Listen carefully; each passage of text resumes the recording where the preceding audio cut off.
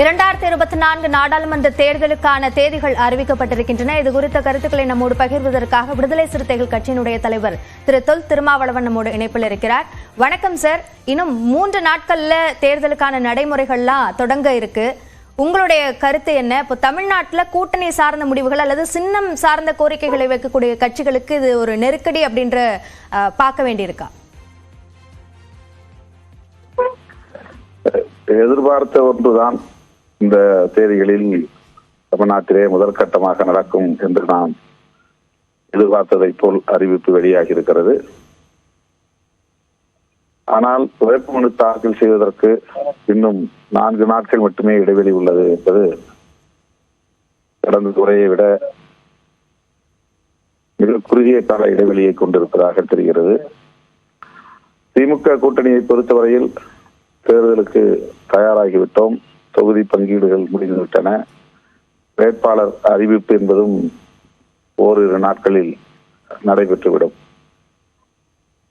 அதிமுக, பாஜக இன்னும் கூட்டணியை உறுதி செய்யாமல் உள்ளன. இந்த நிலையிலே திமுக தேர்தலை எதிர்கொள்ள தயாராக இருக்கிறது. இந்தியா முழுவதும் மின்னணு வாக்குப்பதிவு எந்திரத்துக்கு எதிரான போராட்டங்கள் நடந்தன. ஓராண்டுக்கு மேலாக தொடர்ந்து வட இந்திய கட்சி சாராத அமைப்புகள் இந்த போராட்டத்தை வெகுவாக முன்னெடுத்தன. டெல்லி ஜந்தர் மந்தரிலே ஒவ்வொரு நாளும் மின்னணு வாக்குப்பதிவு எந்திரத்திற்கு எதிரான போராட்டங்கள் நடைபெற்றுக் கொண்டே இருந்தன. விடுதலை சிறுத்தைகளும் 2 கட்ட போராட்டங்களை நாம் நடத்தினோம். ஆனாலும் கூட தேர்தல் ஆணையம் அதை ஒரு பொருட்டாக எடுத்துக்கொள்ளவில்லை. இந்தியா கூட்டணி தலைவர்கள் அனைவரும் ஒருங்கிணைந்து ஒரு அறிக்கையை வெளியிட்டோம்.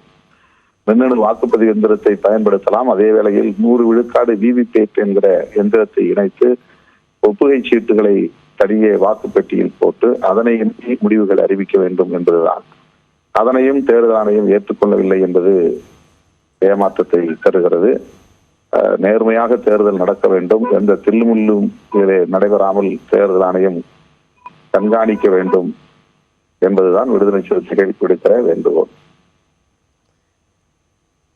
இணைப்பில் வந்த கருத்துக்களை பகிர்ந்து கொண்டமைக்கு நன்றி திரு திருமாவளவன்.